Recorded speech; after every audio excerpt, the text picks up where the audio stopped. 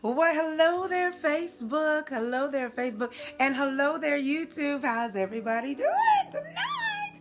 Y'all know what time it is. This is April Mason, your #1 femininity and dating coach for the successful woman. And for the fellas too, because you guys like to know what we talking about. So I give it to you on both sides. You know, this is a non-biased platform, or at least on my page is non-biased.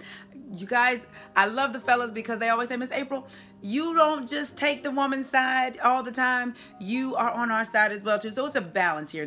What you find here is a place where we're looking for solutions, not to point the finger. Not the men do it too, the women do it too, women do it too. We're above that already. You know, we have matured, darling. So we don't sit there and just talk about what men do and what women do. This is a solutions-based platform. So, hey, my YouTube lovelies. Mwah, I love you guys so much. Started with y'all in 2008 was my very first video, and I've been going strong ever since. And so I see y'all coming in tonight. Good evening. Good evening. Oh, my VIPers are in the room.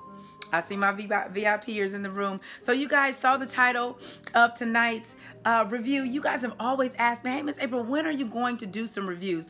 And I normally don't do reviews because I don't watch a lot of television. I'm not even gonna lie to you. I don't watch a lot of television, but when the show Ready to Love came out and I saw it, I said, I definitely have to do some reviews and follow this because relationships and dating is more my platform, and you guys know that I talk femininity a lot, so more femininity in dating is more my platform actually than more relationships.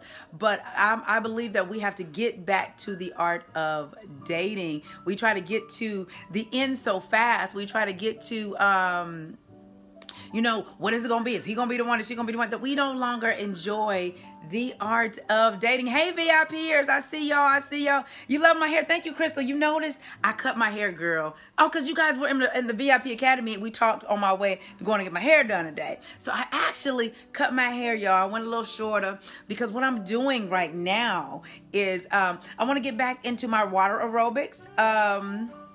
So I needed something that I can get in the pool, but if I throw some, you know, little mousse on it or whatnot, I can get back curly or something real quick and still be fly. You know, you should be able to work out, and your hair should not be the reason why you don't stay fit. So I'm all about making sure that I'm in shape. So, you know, y'all, I done lost my 20 pounds. So I'm feeling myself. I'm back in a size 8 dress, honey. I'm just saying. So I'm feeling myself. So I really believe that at 43 years old, grown children, I'm a grandma of 4 now. My son, you guys know my son and his wife just had a baby. And my daughter and her husband, they have 4. So, you know, it's like, I mean, I'm sorry, they have 3. So I want to be the fly grandma. You know, I'm just saying. All right. So let's get right into why we are here tonight, because I'm not trying to keep you all night. But let's get right into why we're here. About the show Ready to Love. And it's based out of Atlanta. Now, you guys know I do live in Atlanta, and I'm a part of the dating scene. You know, I do date. And it's a different way of dating here in Atlanta than anywhere else I've lived. I've lived in LA. You guys know I'm from the San Francisco Bay Area. I've lived in Dallas. I've lived in Ohio. And I've visited quite a few places. You know, I've visited quite a few places. So dating in Atlanta has been different than anywhere. So before I get into tonight's show, I'm going to give you a little bit of my assessment of dating in Atlanta. Now, for those of you that don't know, Atlanta is considered the #1 dating single spot for African Americans. And what somebody said, April, I wasn't feeling it. What you say? I'm sorry, April, I'm not feeling it. And those ladies need to join the academy. Oh Lord, y'all done started already. Y'all done started already. Listen, y'all, let me get to this. My VIPers. Anywho, I've been all, you know, kind of all over, and you know, my job and what I do has caused me to travel all over the place. And like I said, dating in Atlanta has been different than anywhere that I've ever been. And like I was getting at before, you gonna say that they need to be in the VIP Academy, girl, was that many times what I've seen and what I've experienced here and my assessment, because a lot of my clients are my dating clients that I do have something called an academy called Teach Me How to Date, VIP Academy, but I also have private coaching. And majority of the women that are in my VIP Academy are successful, educated, high six-figure women. They have it all together. Hey, Laurel, they have everything all together, right? So those are normally my clients. And so I get to see from a different perspective of the dating scene, And with that, I also have male clients here in Atlanta that say that they can't find love and all that stuff as well. So I get to see, both sides. So that's why Miss Mason is not all just team woman. She is team right. Team, let's get it together. Team, let's work together. And team, what the hell we fighting for anyway? So when you are in that space and then you are a woman that dates yourself here in Atlanta, this is what you get. You get, I find, and this is just my opinion, that in Atlanta, because we are considered the #1 place for singles for African Americans, single people here, have, number one, what I call the Fobo Syndrome. And if you guys have been following me for any amount of time, you already know what the Fobo Syndrome is. The Fobo Syndrome is fear of better options. Meaning, you go in the store, you buy a pair of shoes, or you're getting ready to buy a pair of shoes, you put them on, ooh, them bad boys fit, they got your feet looking right, you can imagine the outfits you're going to wear with and everything. It's right? But instead of walking out with those pair of shoes because they fit, they are a match, and they are going to go with everything else that, you imagined in your mind, you put those shoes back and you go get another pair. You try those new pair on, and it's like, okay, well, this is all right. But then you put those back. And then you get another pair, and then you put those back. Next thing you know, you end up walking out with nothing. So in Atlanta, I feel like one of the biggest issues is people have the fear of better options here because there's a plethora of beautiful women here. And people always trip on, it's 20 men to 1 woman. That means nothing to me because quantity doesn't equal quality. Just because there's 20 women, every woman is not an asset woman. Every woman is not a feminine woman. Every woman is not a woman of value, a woman of purpose, and a wise woman. Every woman is not a gentle woman. Every woman is not a woman that knows how to not try to win the battle and lose the war. So there's a whole lot of things. So for me, dating in Atlanta, I meet quality men or men that are seemingly quality on paper all the time. So that's easy. At least for me, it's very easy to meet those type, the guys that are considered the creme de la creme. However, the issue comes in with the fellas is, and ladies, what I'm about to say, I'm not knocking us to the point to where it's all our fault. Please understand that. But I am saying that we do play a big part. So because of the fear of better option syndromes, we tend to have to deal with, that, right? So on the fella side, before I even get to the fella side, let me go back. In addition to the fear of better options, with the ladies, we also see a lot of what I call, and I don't know if I should use that particular word. I need a better word, but I call it corporate ratchet. But I don't mean ratchet. I mean more of, let me explain. You see the women who look like myself. They're attractive people. They're educated. They're making their money. They drive nice cars. They live in nice areas. And they seemingly on paper, they have their ish together. But the problem becomes they have not done their work on the inside. So they still ratchet on the inside. And I don't mean that they out there I'm using the term in the way of they have not developed who they are. So there's still a lot of shallowness on the inside. So on the outside, they look the part, right? So now you have a lot of women that walk around looking like myself that don't have or have not done their healing work, their work of becoming what I call a feminine woman. There's a lot of boss chicks and bad bitches in Atlanta. It's all about what I have. I'm a woman that's about my career. We have that. And there's nothing wrong with that. There's nothing wrong with that at all. I'm a woman that's about her business, and I have several successful businesses. But one of my downfalls at the time before I became the woman that I am now is that I led with those things. So you see a lot of that in Atlanta, that a lot of women will lead with their accomplishments. And so when you do that, when a man comes across of me who looks like the other women, but she's done her work and she doesn't tolerate the BS and she doesn't settle for the foolishness, he doesn't know what to do with that. because he has not been working that muscle, because the women that look like me have not been performing like me. And I'm not saying this to boast or brag, but I'm trying to get something to you. It's very important to do your work. It's very important that the more that us women do our work, the more the men are going to be like, okay, I can't just treat her any kind of way. Because what's happened is, and I interview a lot of men, and I've been told here in Atlanta, April, the more beautiful a woman is, the easier it is to get over on her. Now, why would you want to get over on her? I don't know. Or it's the more beautiful she is and the more she has herself together seemingly on the outside and on paper, the lower her self-esteem is. So they put up with more stuff. So when they come across a me who teaches about being an asset woman and teaching about doing your self-work, they have not been used to dealing with that. So it's like I'm dealing with a woman that looks like and presents herself as far as on paper of what I'm accustomed to, but her insides are totally different. So they don't know how to treat a me, an asset woman, the women that I teach, the women that I train about what it means to be an asset woman. So it's easier for the guys to just say, she too much work because she's asking me to be consistent. Oh my God. She's asking me to be loyal. Oh, Jesus Christ. She's asking me to put in an effort. She's asking me to call her versus texting her. She's asking me to pursue her. These other women didn't require a lot of that. Okay? But they look like me. So these fellas, if they're only used to dealing with this, when they come across a you, it's foreign to them. So then it becomes, wow, when are the fellas going to do their work and raise their standard of the type of woman that they want and not just want someone that looks good on paper? So the Fobo Syndrome is an issue right here in Atlanta that I see. And the women who look like me are successful like me. Their insides aren't like mine. They don't have a lot of self-worth, a lot of value for themselves. They value who they are based upon what they do.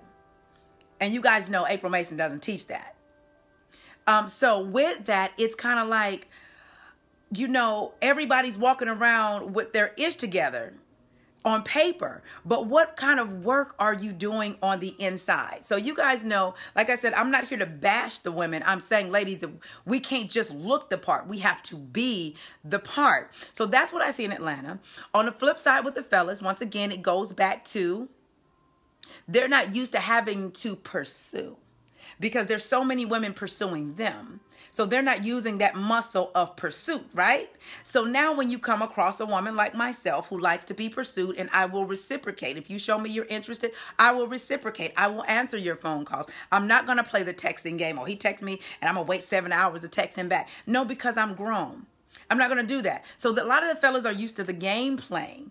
But because of the type of women that they choose, this is what they get. That's what they get. On top of that, the next thing is a lot of, in my opinion, and from what I hear from my clients and the women that I train, and even some of the men, a lot of the men that I have as coaching clients, they're used to being cap and save them. So if a woman does not have a lot of drama in her life or anything they need to be saved from, she's not exciting. I had to tell one guy, even for somebody I went out with a couple years ago, I said, you couldn't date me because I don't have enough drama for you.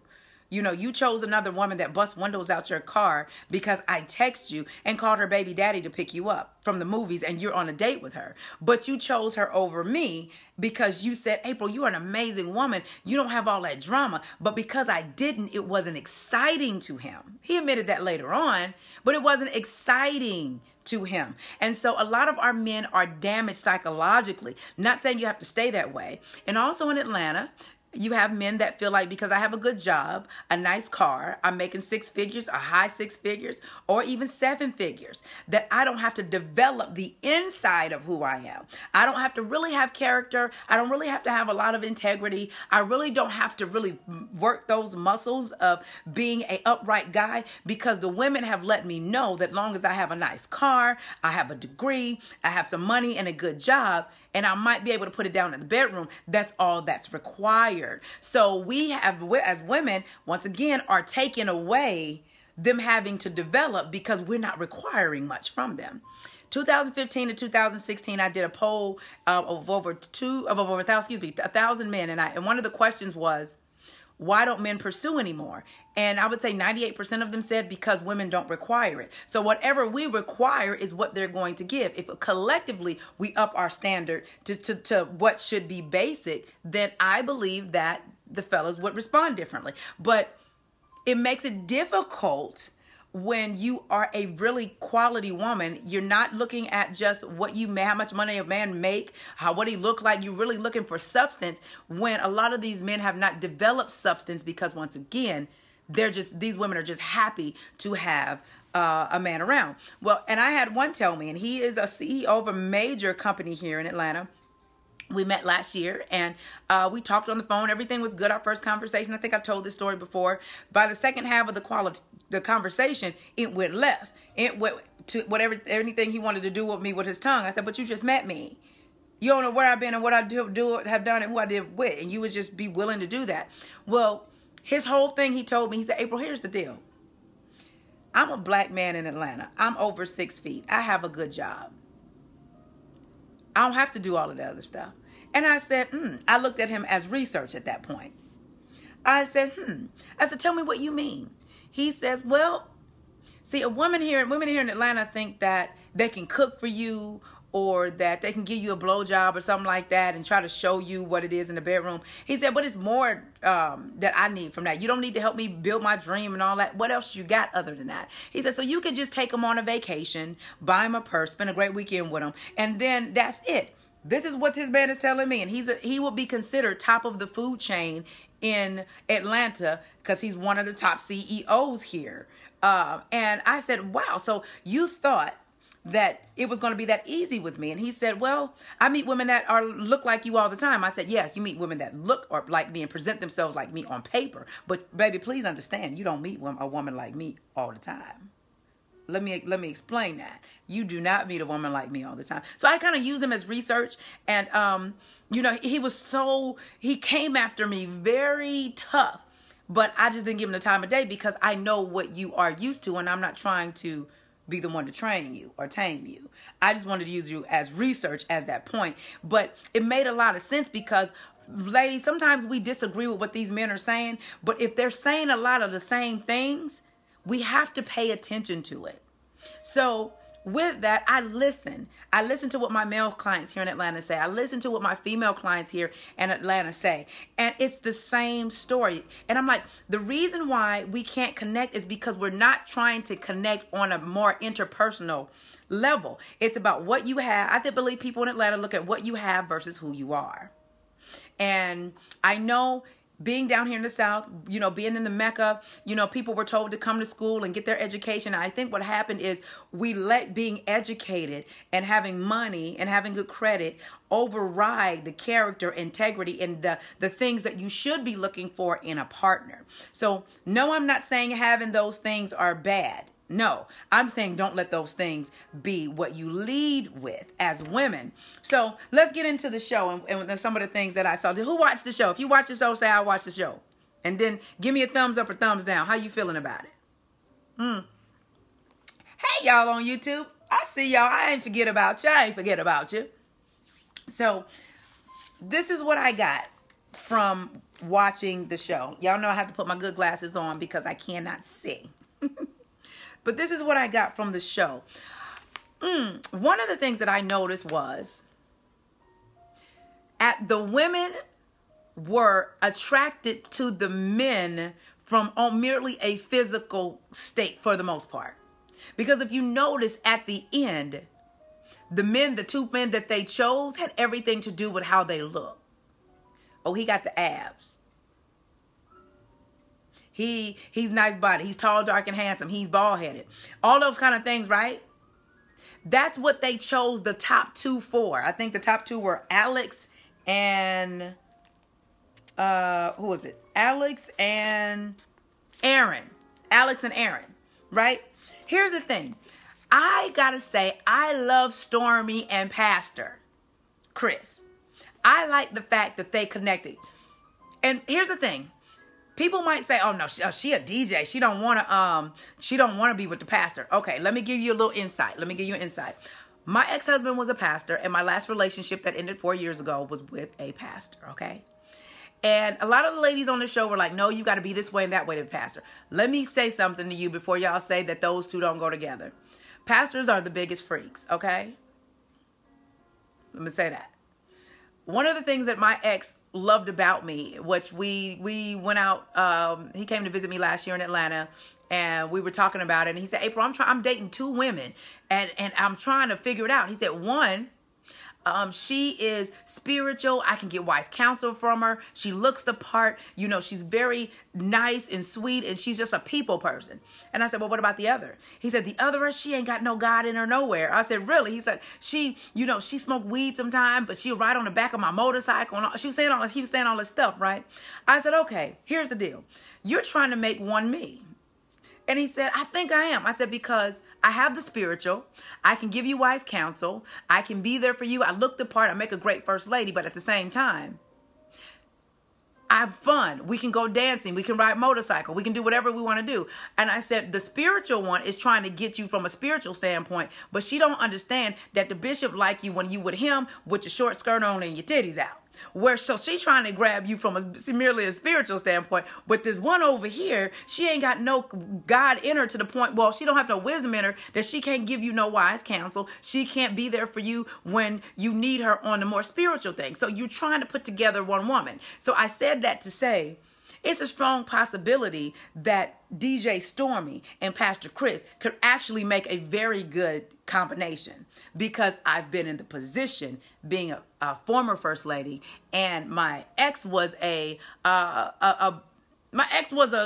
would be considered a mega pastor because he was a bishop. He's a bishop now. So he will be considered that. So a lot of times, you know, you might not think opposites attract like that, but I knew who I was dealing with. I knew when he was the man, and I knew when, he's the bishop. So I knew that when we went out, when we out on vacation, cleavage, skirts, everything was on point because he was still a man.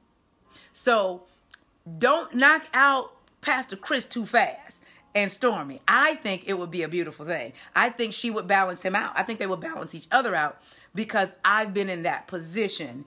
And I think he likes her sexy. He likes her tattoos. I think she can have intellectual conversations with him. And I think that they can really get to know each other on that level, to where it's like, wow, Pastor never thought he was going to be with a DJ. And once again, being someone in that position, I knew how to play it. And so my ex would be like, he's still single now. He's like, April, I can't find a woman with that balance. I said, do you need me to talk to the women that you date to let them know, don't be too spiritual, because he still want to see you with the titties out when he with you. So don't be trying to get to him through prayer, baby, because that ain't it. He's still a man, and he still likes the femininity and softness of a woman.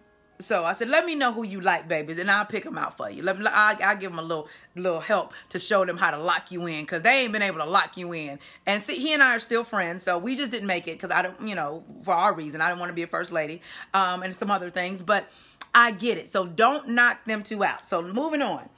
Now, here's the thing. Everybody was upset. All the women were upset with Mike, right? Mike and Shay. But here's the thing. Mike did exactly what men do. He was on point. He saw what he liked, and he went after it. Okay? So he and Shay were together the whole time because he saw what he liked, and he went for it. There was no need to try to go through all of these other women. The other women were mad, like, is he even interested?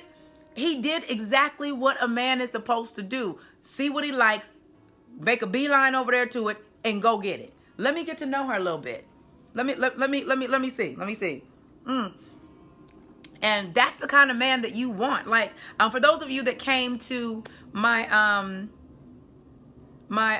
Teach Me How to Date, our VIP Academy, our anniversary, on the dance floor that night, you guys saw there was a guy on his way to go get a drink for another woman.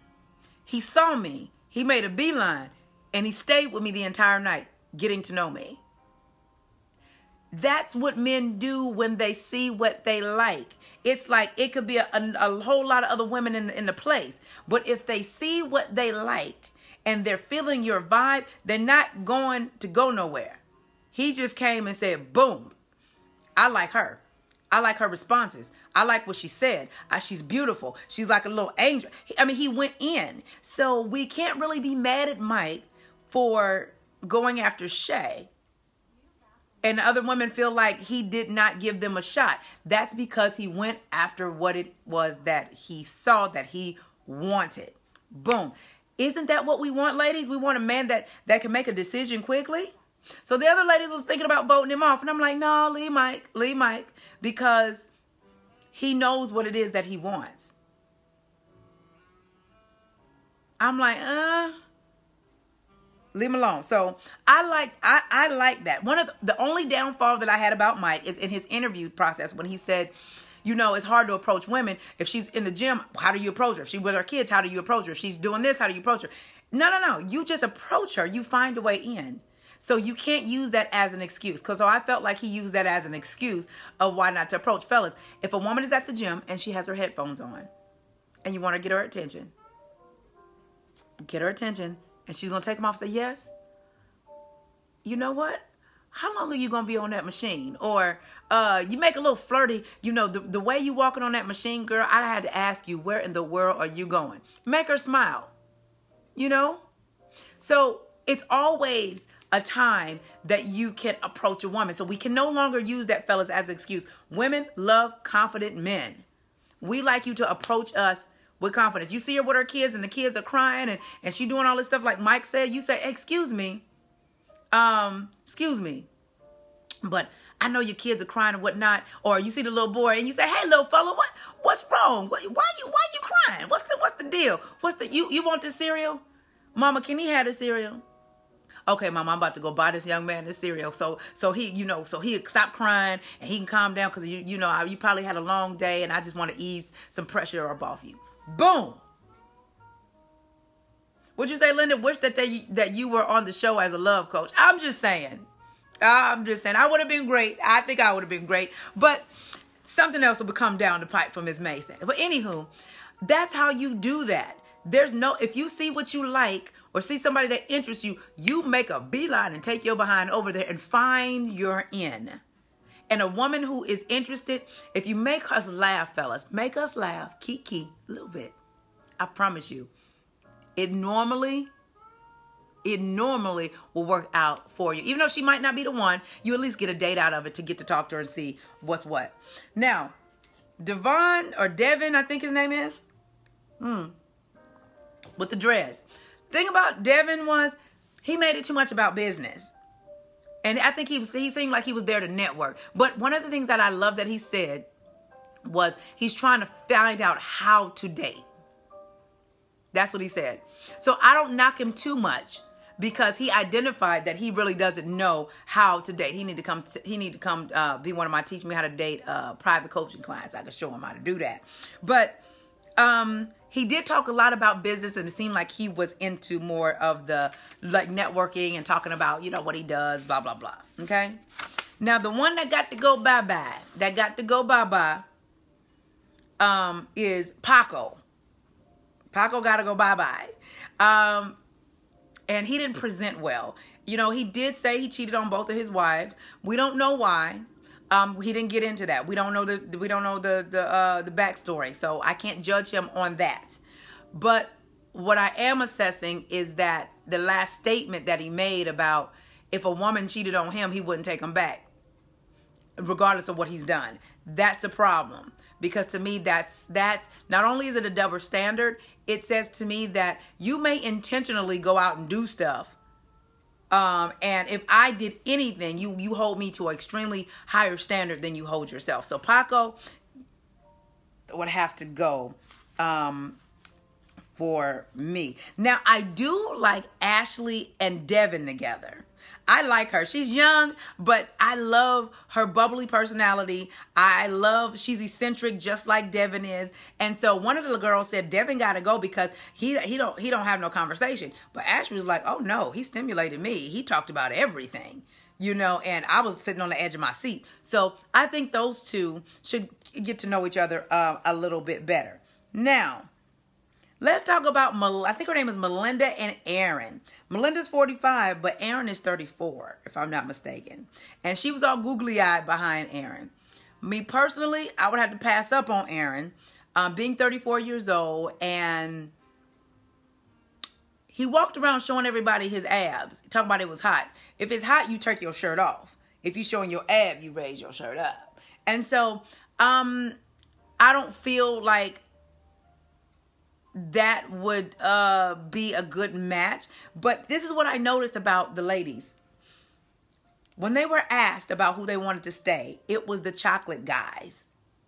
He's tall, dark, and handsome. Majority of the show, I didn't hear much about people saying about substance. Now, getting to Tiffany is a beautiful woman, and I could tell she had some substance. But she did have a little extra. A lot of the women had that strong, independent demeanor, is what I saw. Hopefully, throughout the show, we get to see them, bring that down a little bit. And on the preview, I saw Alex did tell Tiffany, "You too strong for your own good." She said, "No, I'm too strong for you." But I kind of picked that up anyway as a woman, and I want to see how that actually plays out. Because a lot of times, fella, I ain't gonna lie, we are a little gun shy, a little bit, a little shell shy, because we've been through some things. But we also have to learn that if love is what we desire, that we have to take down just a little bit. I had to learn that, y'all. I've been through some things, so I've had to learn that enough to allow someone to show me who they are,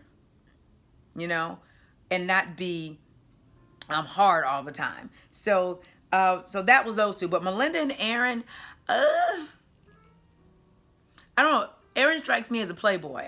That's just me. Aaron strikes me as I'm gonna be a serial dater kind, but I'm not gonna pick anybody. That's how he strikes me.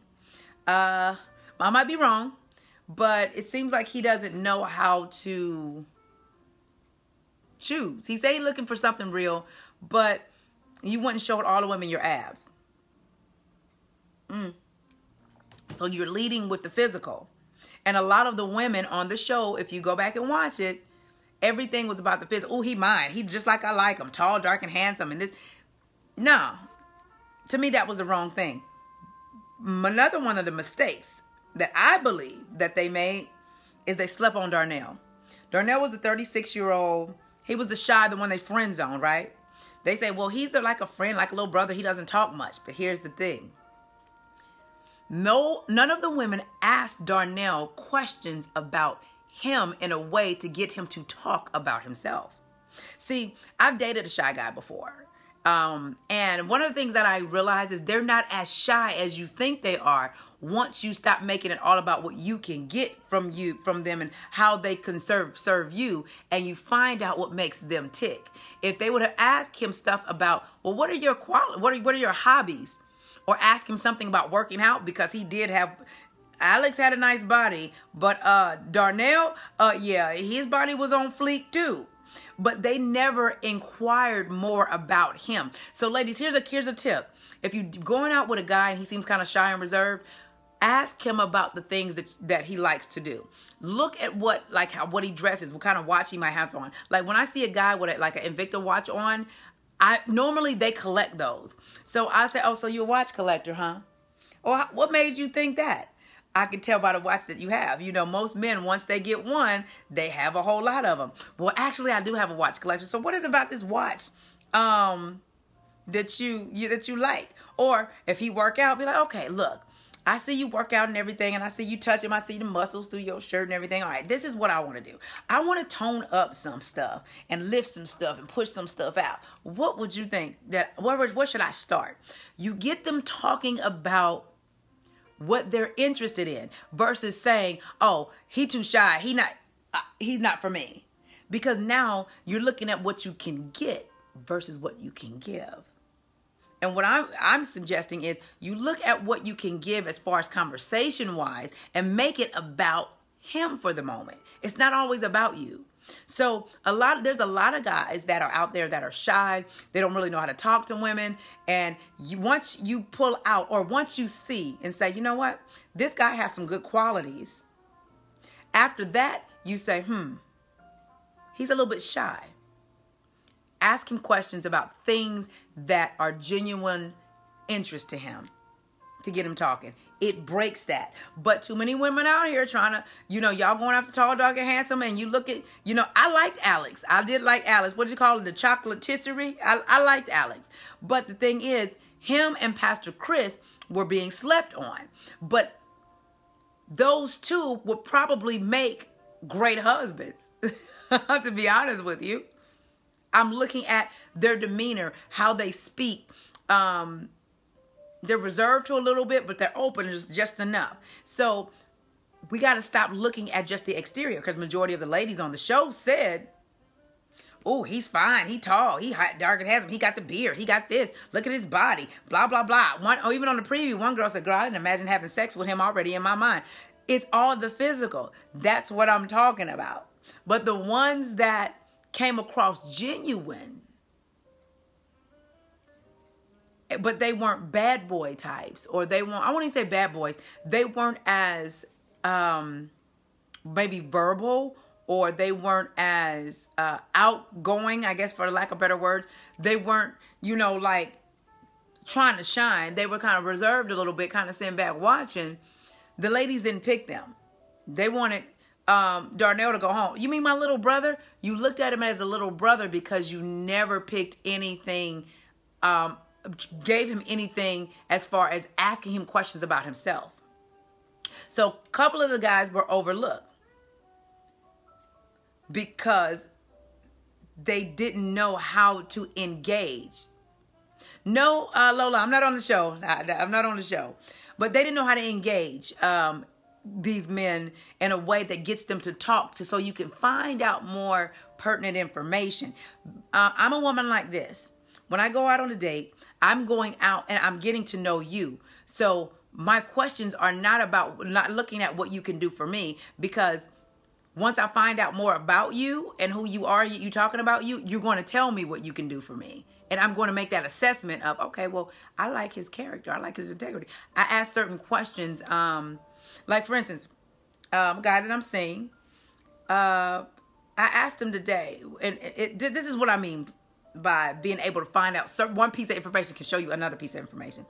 He's out of town, but he calls while he's out of town with his job. So today we got to talking, and he whispered because he couldn't talk. He said, hey, babe, I got another job offered and I had to turn it down. It was making a whole lot more money than what I'm making now. I said, okay. And I said, let me ask you this. I said, you're not going to take that position. You turned it down. And I said, why is that? He said, well, because I want to finish what I started. I got into this company. I made this, adjustment. They came after me and they wanted me to be a part of the team. And it took several months. And, the CEO said they really wanted me. So I kind of vetted it some. And then I finally said, okay, after a couple months. So I would like to finish what I started. And my next question was, if everything was in place where you needed it to be at the company, now that you're in this position, and you got everything straight, and this other opportunity came, would you take it? He said yes. Because everything else I left in good shape. Everything else I transformed it. That told me a whole nother part of who he was. I got him talking about his job. But by talking about his job, let me know the kind of man that he is. He's thorough. He's going to finish what he starts. He's loyal. He's committed. So that let me know other things. So I didn't have to make it about me and say, so are you a commitment phobe? Do you believe in committing? No, I got into what was important to him, his job, and I found out exactly what I needed to find out to check some things off of my list. To say, okay, he has no problem with commitment and he's going to stick with what he starts. So that's what I mean by asking them questions that are going to get them to give you an answer that will be beneficial to you. So his answer about his job and the loyalty that he has to it gave me the answer of how he would be with me. Am I making sense? Does that make sense to you? If I'm making sense, say making sense. So ladies, that's why I say it doesn't always have to be about us. And one girl was like, well, he didn't let me talk. Well, the thing is, if you would have asked him the certain questions, you would have found out certain answers that you wouldn't have had to sit there and tell him all of the stuff. You know? And so I just believe that as women, sometimes we make it so much about us and what we can get that we don't know that we can still get it, but it's learning how to talk and ask questions about them that gets them talking that will answer the questions that you have within. So that was, what some of the things that I saw. And I will say a lot of the women were a little bit more aggressive. And I felt like they were not having dialogue. They were interviewing. And when I'm saying have a dialogue, and in your dialogue, put in things that would answer the questions that you would be interviewing them on. Because a couple of them sound like interviews. So are you ready for love? Are you ready for a commitment? Are you ready for the... That's not how you figure that out. You look at other areas of their lives that are important to them to determine where they really are. That's how you do that. And that's why I teach the way that I do in the VIP Academy. Because you have to learn how to dialogue better, because nobody wants to sit there and be interviewed. I was on a date, was it earlier this year? I think so.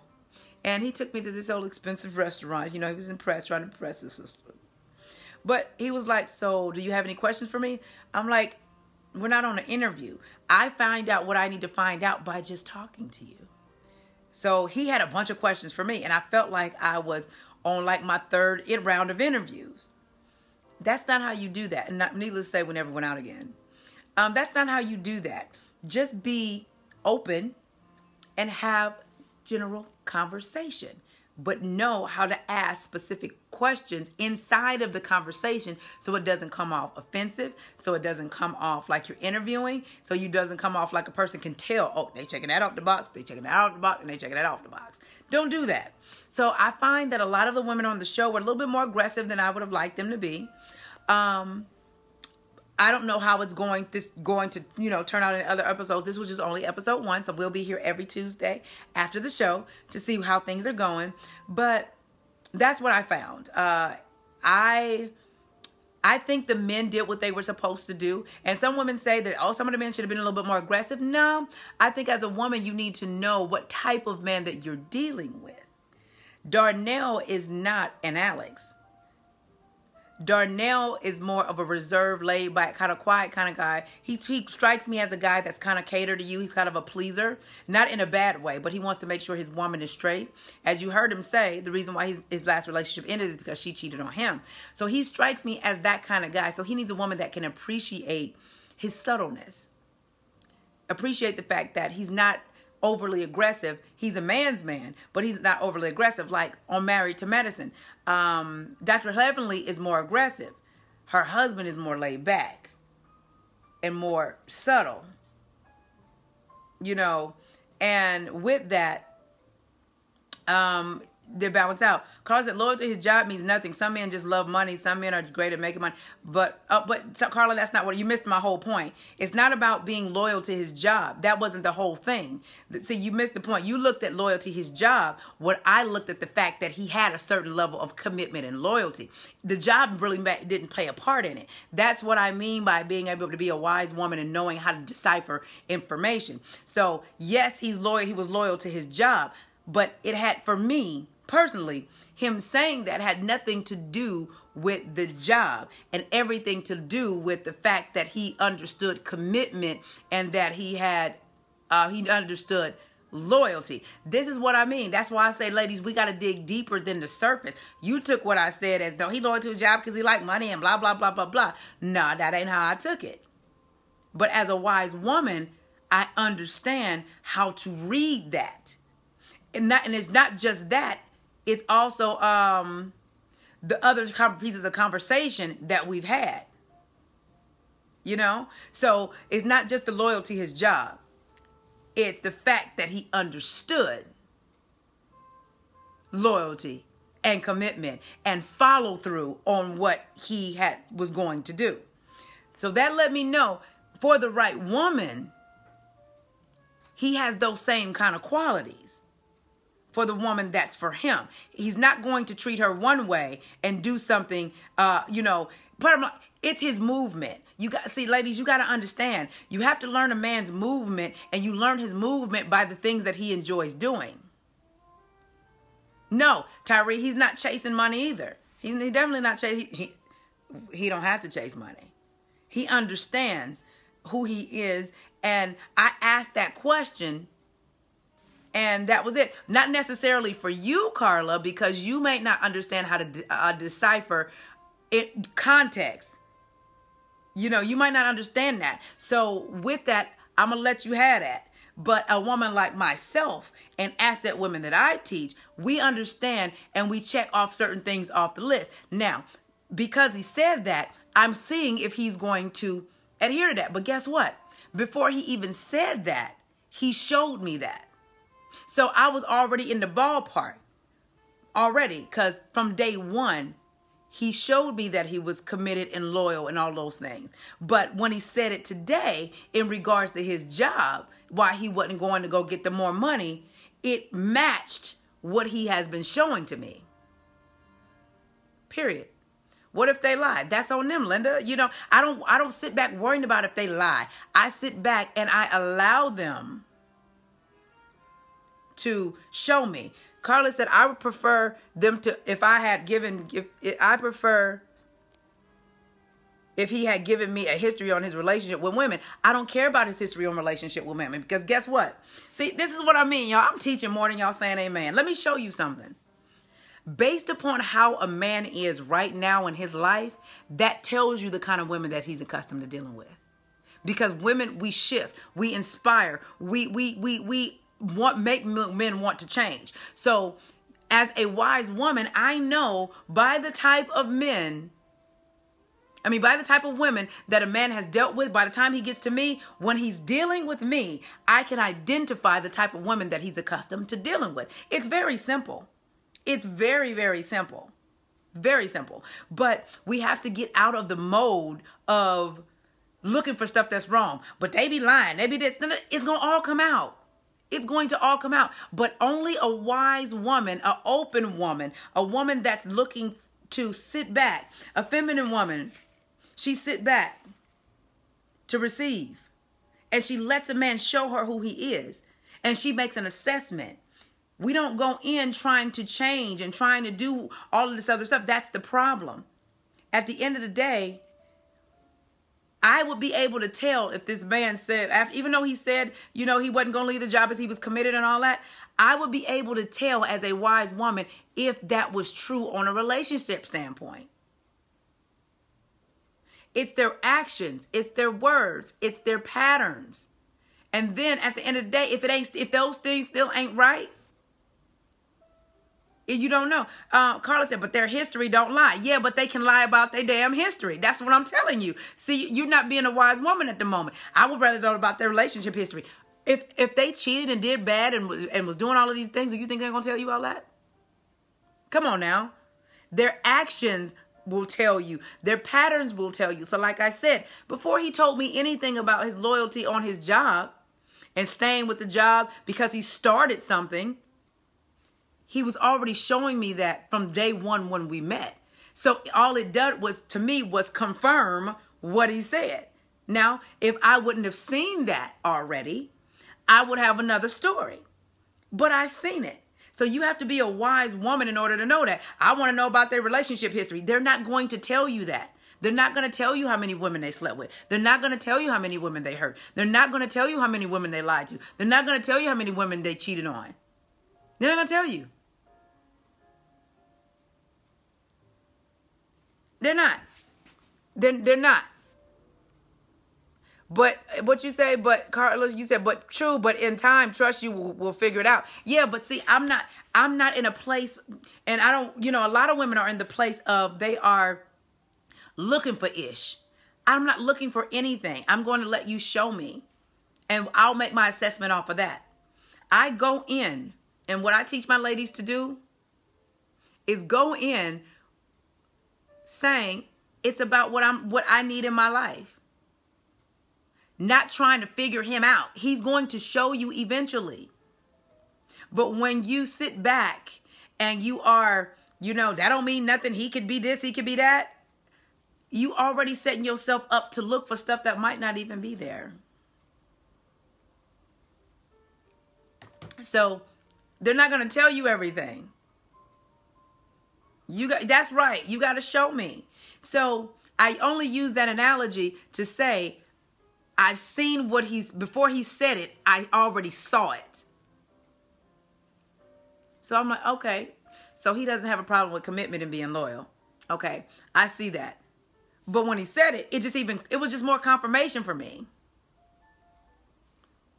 So whatever you focus on is what it's going to be. So if that's what you focus on, I want to know their relationship history, like they're going to just come out and tell you, because you wouldn't tell them you don't tell them about your body count. And I hate when people say don't rush it. It's not even about a rush it. A lot of times people think that when two people come together and they get together quick, they rush it and they don't know. When you operating from spirit, and I've already taught you guys this, when you're operating from spirit and you're dealing with two mature adults and you both know what you want, you both have done your self-development, it don't take all day to recognize sunshine. If you watched, Will Smith said when he saw Jada, when they finally got together, he called her and was like, are you seeing anybody? She said, no. He said, well, you seeing me. It don't take all day. At all. He said, when I saw her, I knew that we would have good chemistry, make great things happen together. It doesn't take all day. So everybody be like, oh, don't rush it. Don't rush it. That's why you shouldn't have sex before this. Sex ain't got nothing to do with it. At all. You better not have sex before you know exactly where you're at. Sex ain't got nothing to do with it. My kids' grandparents met and in 2 weeks got married. They've been married 49 years. One of my friends, Tira, I don't know if you on here, but she met her husband in 45 days. They've been married over 20 years. I look at Fantasia's story. She's been married 3 years, met her husband in 3 weeks. Another person that I know, they got married. So you can't put your time limit on nothing, because at the end of the day, when you're dealing with two mature people, it doesn't work. It's different. Wade said, but it takes time to get to know someone. My friend Joe been married over 27 years. He said, April, I learned something new about my wife all the time. I'd be like, I ain't know that. So see, that's where we miss it. People can spend 5-10 years getting to know somebody, get married, and they still don't know them. So it's not about what you're getting to know on that level. It's about operating from spirit. Knowing what you want, knowing who you are, knowing what you need, understanding who you are at your core, having self-worth, having confidence. It doesn't take all day. If I meet a man today and he meets my core needs and we say, you know what, this is what we gonna do in a short amount of time, based upon his core needs matching my core needs and my core needs matching his core needs, we're going to hook up. Doesn't mean that I know all of it. Okay, he leave his socks on the floor. Oh, he got this little habit that he likes to do this. Oh, it doesn't mean that I don't have to get to know him still. But the deal has been made because we meet our core needs. That's what that is. When the core needs are met, everything else would be compromised.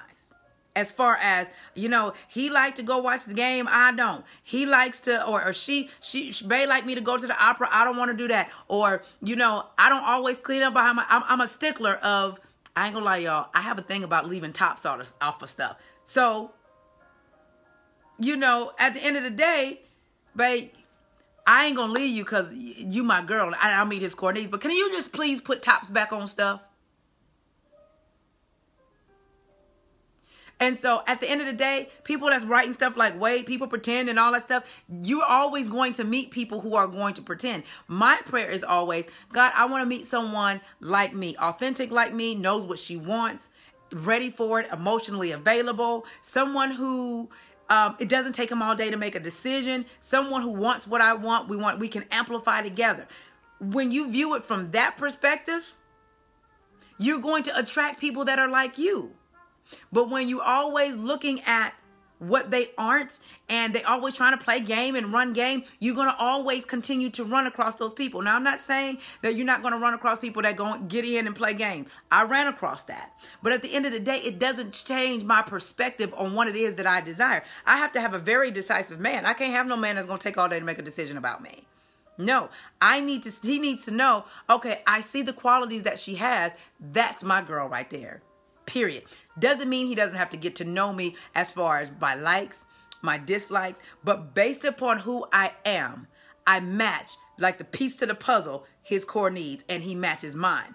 We try to do all of this other stuff and we never get our core needs met. So you can easily eliminate people by finding out what your core needs are, accepting those. And when you meet somebody today and they meet them, it's like, okay, this person meet my core needs. Now, I might not like how she cooked, but okay, I can hire somebody to cook. We take some cooking lessons, or I could be the cook.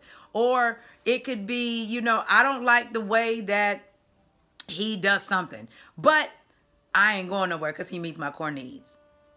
Too many people are out here walking around picking people not based on core needs, and you wondering why it's not working out.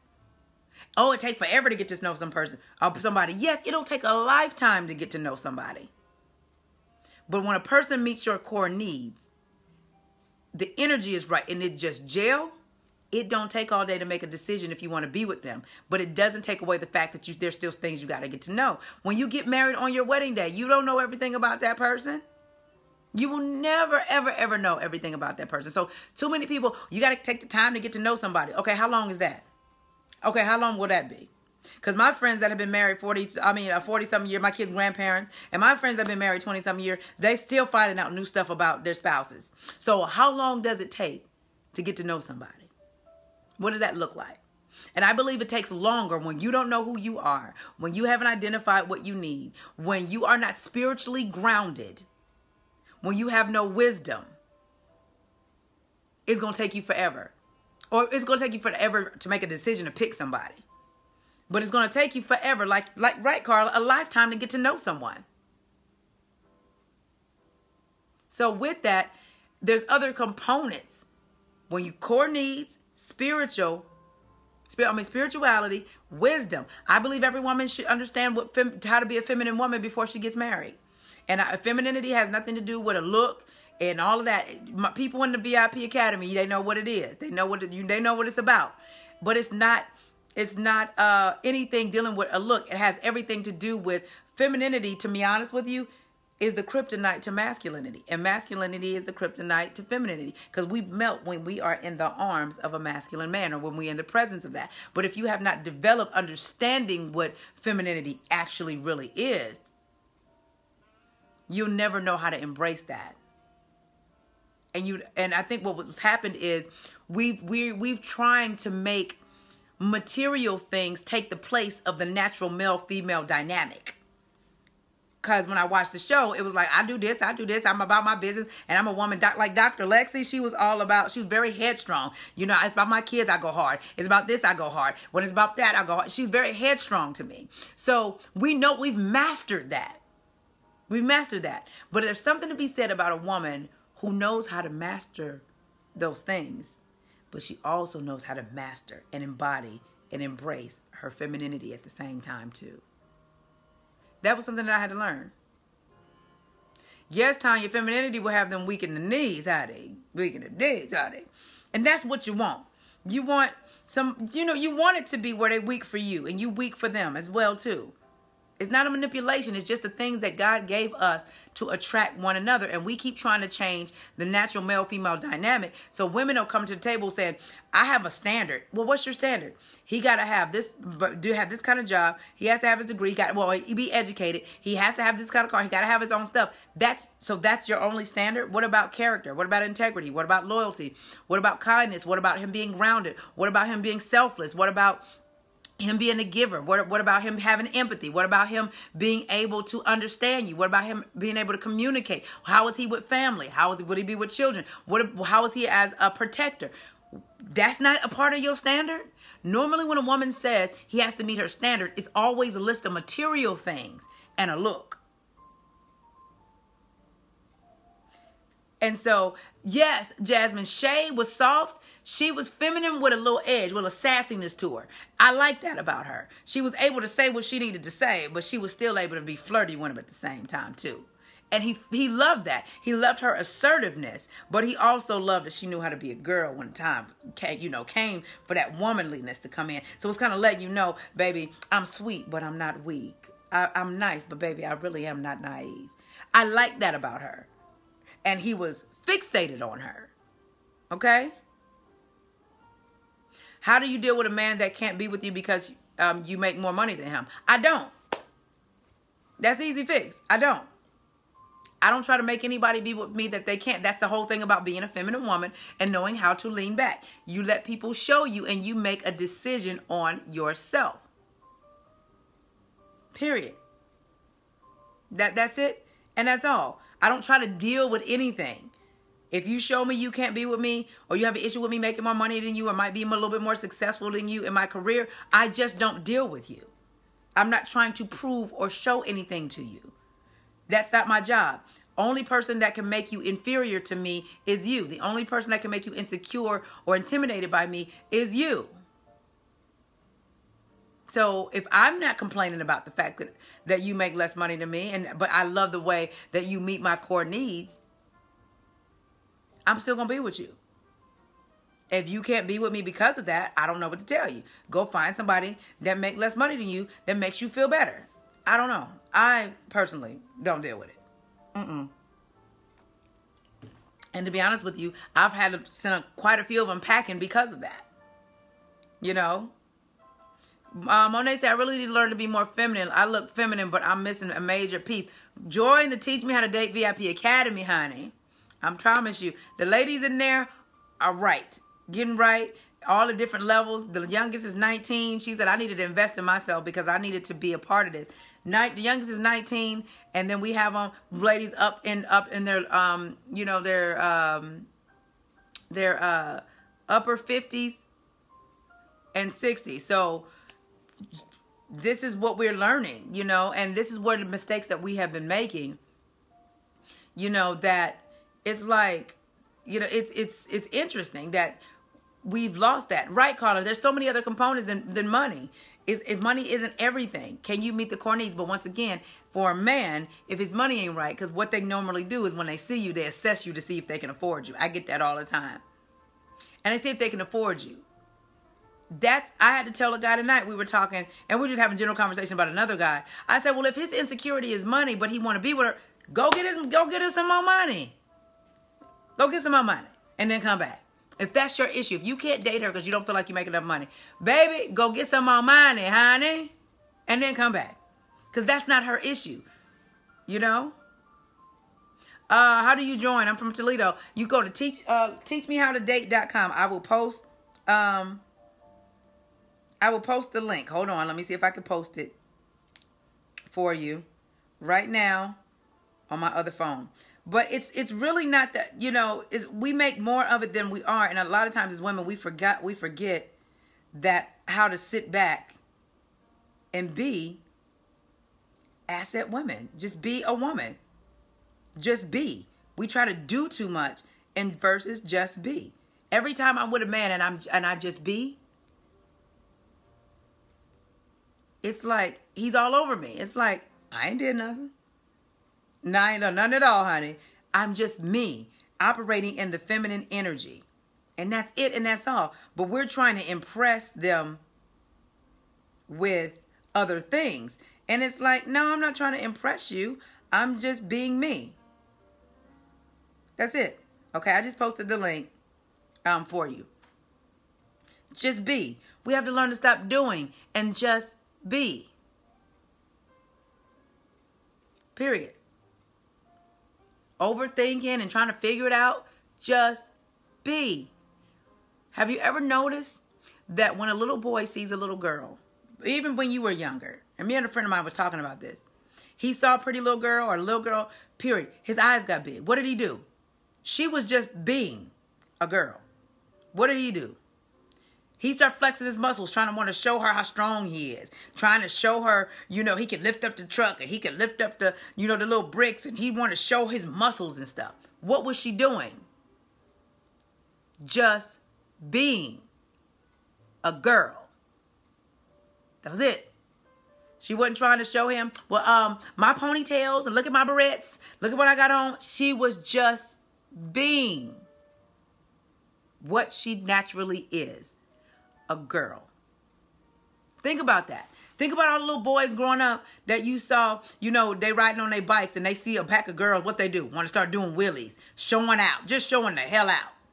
What was the girls doing? Just being. He popping wheelies, falling on his face, but I got it. I'm going to show you. I'm going to do it again. He's showing you who he is by you just being. And we have to learn the art of that. Just being. That's it. And that's all. Just be. So, love you guys. I will see you again on next Tuesday as we watch to see what actually happened on Ready to Love. Hopefully, I hope the ladies aren't as aggressive, because what I noticed is the women are doing more of the pursuing, in my opinion, than the men. And I want to see the women lure the men over. Okay? That's what I want to see. I want to see the women use their feminine energy to draw him to him. I want to see the women use what I call the 6-second stare. My VIP Academy know what the 6-second stare is. I want to see them use that. I want to see them use all of their feminine energy to that. Which is April, they moved the show to Saturday at 10. Oh, that's my date nights. I might not be able to do it on date night. See, I thought it was on Tuesday. So what we might do is do a recap on Monday. How about that? Okay? How about that? Because if they moved it to Saturday nights, that's Mason dates night. Mason not going to be here on Saturday night talking to y'all at 10 o'clock. But if they moved it to 10, then we can recap on Tuesday. I mean, Monday. We can recap on Monday or Tuesday, one of those days. So, but I'm not going to be here no Saturday. Okay? I have to watch the replay on the app. Yeah, I got to DVR it, honey, because that's day day. Saturday nights is prime time for Mason, honey. So I'll be either doing on a date or in my own little world at some play, some concert, all of that. You know, so no, not a Saturday. So love you guys. Have a wonderful day, a wonderful evening. And ladies, learn how to lean back and just be. Stop overthinking. Use your feminine energy. If you don't know what that is, go to Teach Me How to Date VIP, teachmehowtodate.com, and I will post the link again for you as well. And just join us. Have a great time. I mean, we have a good time over there. Nothing is off limits over there. Today, we talked about, can I say a little bit, y'all? Can I say? We talked a little bit about penis today. A little bit about penis today is what we talked about. So nothing is off limits in the Teach Me How to Date VIP Academy. Okay? So you never have to fear or feel like, I can't say this. No, honey, we talk about everything. What you say, Joy? Very open, Lord. Yes, yes, yes. Very, very, very, very open. And I think it needs to be that way. We have a sisterhood is what we have. And it's very an encouraging environment. We don't put anyone down. I do become mama sometimes in the group. And that he said, do you deal with women who are waiting for marriage? Yep, we got videos in there about them too.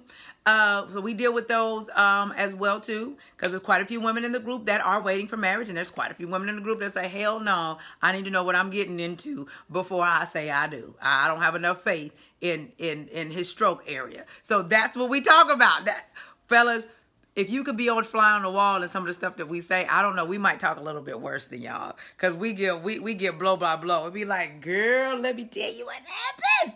And what I love is that some of the ladies could be on a date, right? And they might not have had a date in a long time. So they'll excuse themselves and go to the bathroom and go to the VIP Academy and say, okay, I'm on a date. This is what's going on. What do I do? And everybody will chime in and we'll be like, okay, girl, we had one lady, and I'll tell you this.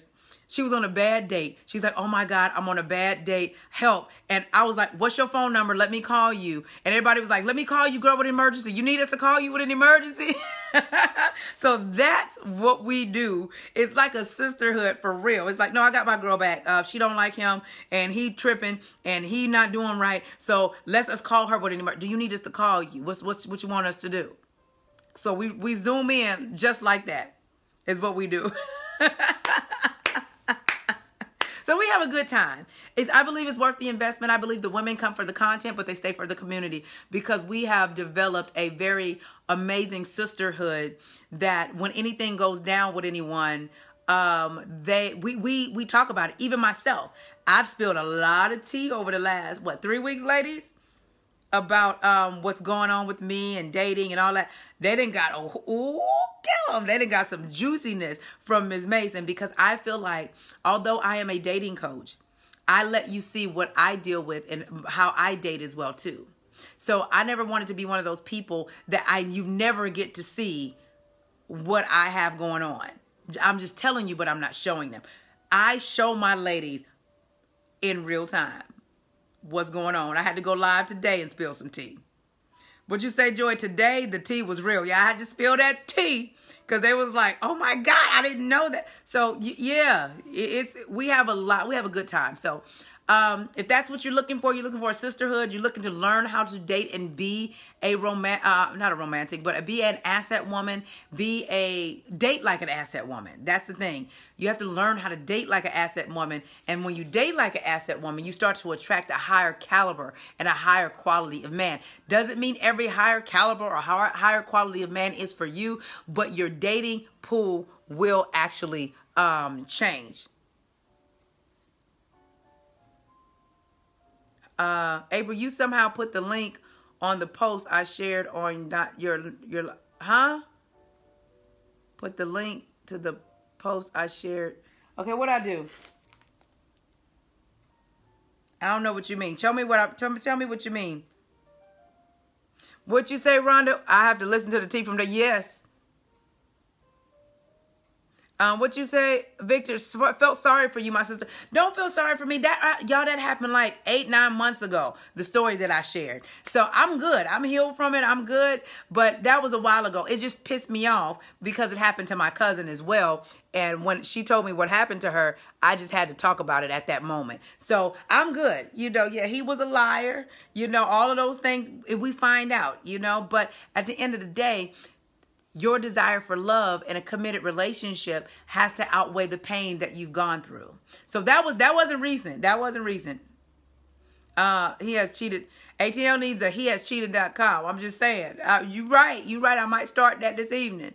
But yeah, or heismarried.com. What that kind of thing. So with that, no, thank you, Victor. Though I love you out there in New York. But April Mason is fine.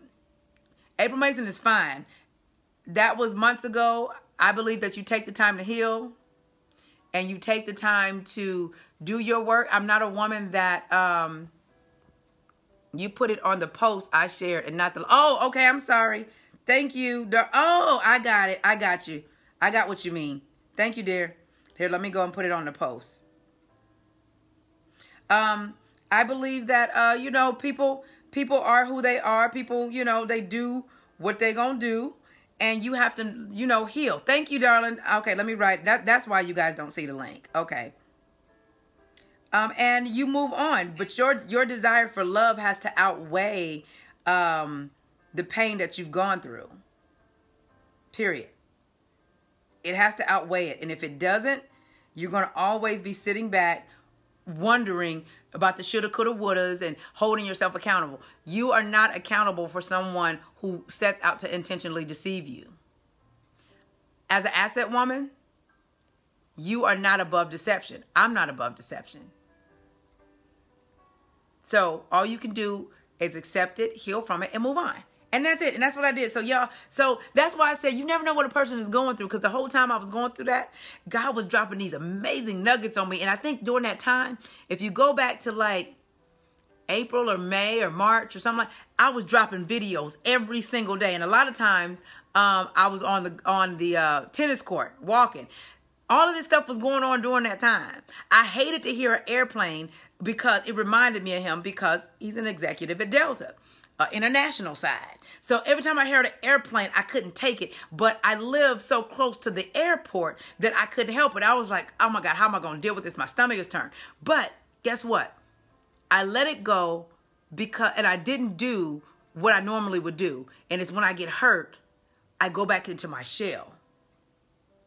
I didn't do that. I chose to not let anybody take that power away from me because my desire for something meaningful and a successful marriage outweighed what this joker had done. So I did something different this time. And the funny thing is, I did something different this time so I can tell you what I'm telling you right now. Even though you might have went through some heartbreak, and this is the benediction.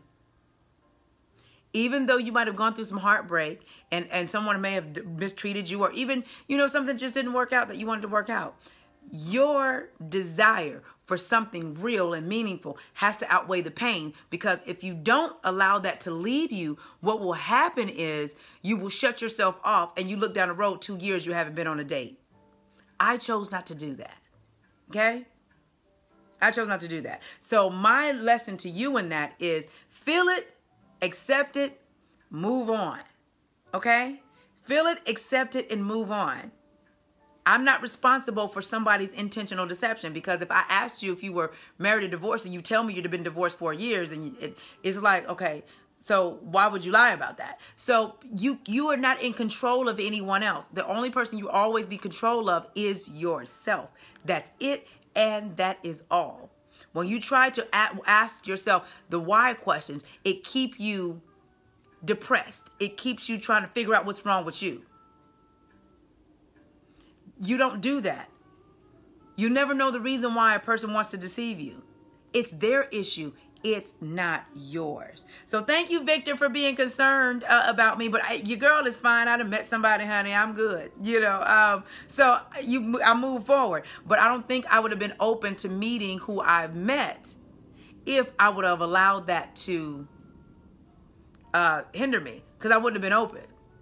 I wouldn't have been open. But at the same time, I knew, April, if you're not open, you can protect your heart, but don't guard it. Standing there with a knife guarding it, you protect it to a degree, but you don't just stand there and guard it and put this big old wall up. So I don't think the person that I met, I would have been able to meet him, and our energies would not have connected the way that they did if I would have been jaded by what had happened. Thank you, Carla. Carla said you worked through it beautifully. I had to work through it because I had to show you what not to do. And I didn't do what I normally would do. So self-development is so important. I'm not going to let anybody take my desire away from me. Now, what his wife do with him, because I know that wasn't the first time he done it because he was too crafty. I feel bad for her because she got to deal with the foolishness. But at the end of the day, that's not my problem. My thing is, April, you heal, do what you need to do. You get quiet. I had a strong support system. Like I said before, big ups and shout out to my good friend, JoJo Hill was there. JoJo Hill was there. Jack Daniels from the show, Black Love, and he's a therapist on, what do you call it? Housewives of Atlanta.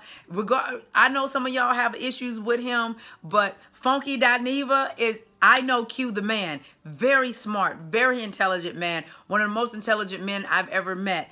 I appreciate Funky Dineva. Q, known as Funky Dineva. Spirit, she's a therapist. She's a friend of mine. She's on Ricky Smiley For Real. She's a therapist for Ricky Smiley, and she's on Sister Circle. And my friend, Tanya was there, and my cousin Cynthia was there. So I had a great, strong support system around me to help me get through that. And I give them a big shout out. So yes, a lot of the walks that you saw me filming I was working through that, y'all. But I was getting the nuggets all at the same time. So I could not share with you. So I knew, I was like, God, this is crazy. Why I got to tell these people? I want to go put my cover over my head because this ass did blah, blah, blah. But that wasn't the case. I was getting some of my best content. And like I said, y'all remember, I was going live every day in the morning for like 5 days straight because I was being awakened. at 5. Hey, what's good, Joe? I was just telling the people how you was there for me when we found out Delta was married. Yeah, huh? And Joe was ready to beat off in his behind. I was just saying, giving you your props and thanking you for being there for me during that time, you know? But during that time, I was going live every day, and y'all had no idea, and I was dropping some heat. That's because I remained open to receive, even from a spiritual standpoint. It plays a part, ladies. It all plays a part. This wasn't a part of the review, but somebody needed to hear this. It all played a part because I was dropping some heat. I was watching it. I'm like, dang, girl, where you get that from? It's because I was going through it. Meaning, I didn't stop. I was actually passing through. And me being okay with allowing, you know, being open spiritually allowed me to get those nuggets to share with you even in my time of hurt. Do I help people, women that are overweight? I help them to the degree of a mental thing. Losing weight is a mental thing. You know, it's a mental thing. So I help with the confidence, with the rebuilding of the woman, which will in turn help you lose the weight. So to answer your question, yes. So, yes, Mary, I was passing through it, but y'all had no idea. Y'all was giving me props. That's right, Miss April, you dropping that heat. Y'all had no idea what I just went through. But I had to keep going. So you got to keep going too, especially if your desire to be in something meaningful outweighs what someone done to you, what someone said to you. You cannot sit back and not open your heart to love. You got to be, like the show said, ready for love. Love y'all. Mwah. Have a great evening. I'm going to go and watch a little TV because, you know, this girl don't watch TV and I got to catch up. I don't know if y'all know about that show, Manifest, but I love that show. So I got to go catch up. I've been from California twice in the last, 2 weeks, to Philly, to Jersey, and your girl ain't got caught up. But that's a show that I like because I like the concept of the show. Y'all know Manifest. I got a course called Manifest. So, of course, you know I'm going to like that. So, love you so much. See you next week. I'll let you know what day because I thought the show was going to be coming on Tuesdays. So, if it's on Saturdays, we'll probably get together on still Tuesday since the show is Saturday. So, we may have to get on, we'll do it on Tuesday nights or Monday nights. So, love y'all. Mwah. Have a great night. Bye.